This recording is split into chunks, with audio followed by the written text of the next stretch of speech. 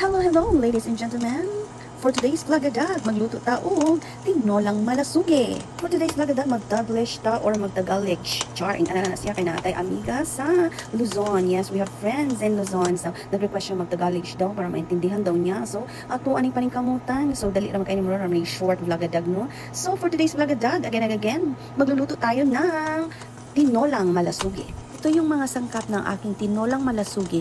Merong tanglad, kamatis, ginger, sibuyas, garlic, at saka yung the best na malunggay. At yung sayote pala, nakalimutan ko. Yes, green na green, leafy veggies. Ito yung malunggay from kapitbahay. Yes, of course, huwag natin kalimutan yung the best natin sangkap, yung malasuge. Yes, ito yung malasuge. Rituhin natin ng bahagya. Huwag i-over na pinirito, ha? Yung bahagyang pinipirito mo lang siya. Yung meron ka nang nakitang brownies, i-flip over mo na yan siya. So, the other side, brownies na naman. So, dito brownies lang talaga. So, yung technique ko is para hindi siya masyadong malansa. Nalalasahan mo talaga yung lansa ng isda. Yes, para masarap ang lasa. All in, ilagay mo na lahat yung mga pampalasa. Yes, yung spices mo na kamatis, sibuyas, garlic, ginger, sa katabi ng isda na nagba-brownish na. Yes. Isusutay ko lang yung mga spices ng bahagya kasi lalagyan pa yun sa mamaya ng water para hindi siya ma-overcook.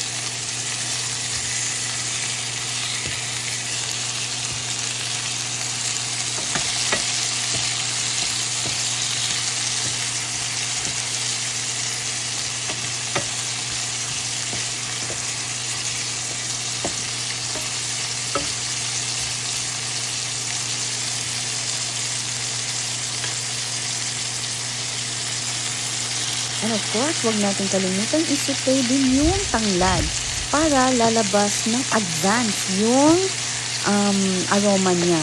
Diba? Mas lalong lalabas yan mamaya yung aroma niya pag nilagyan na ng water. Okay!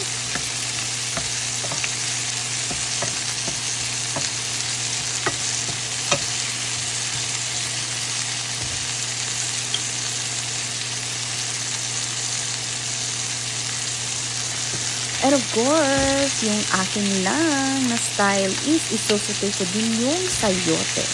Okay!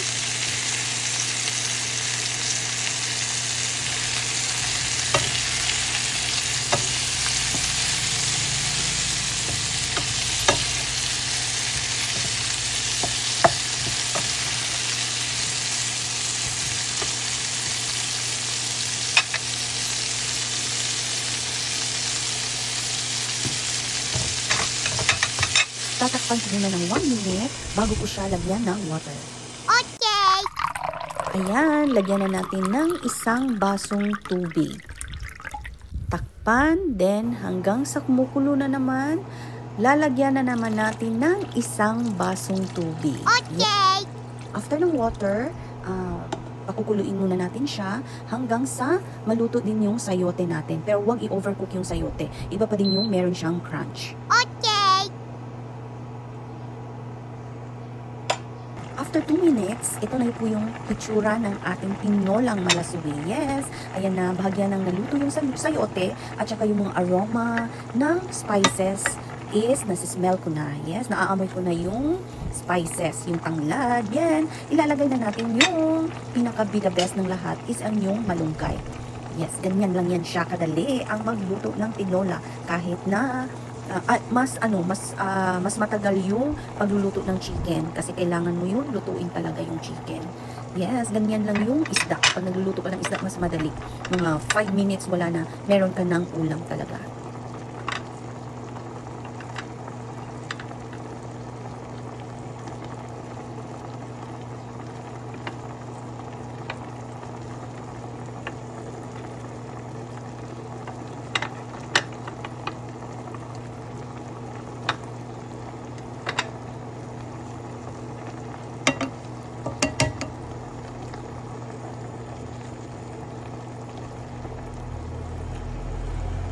Tatakpan ko lang siya ng 30 seconds para mas madaling kumulo at madaling maluto yung dahon ng malunggay.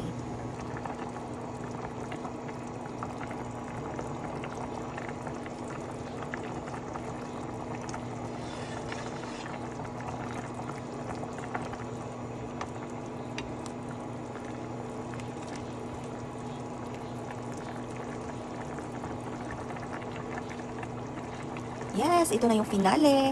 Ready to eat na ang ating tinolang malasugi. Yum, yum, yum! Let's eat!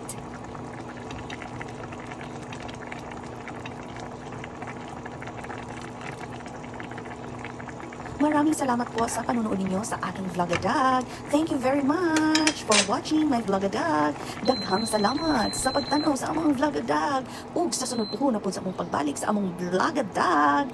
Maulang! Bye-bye!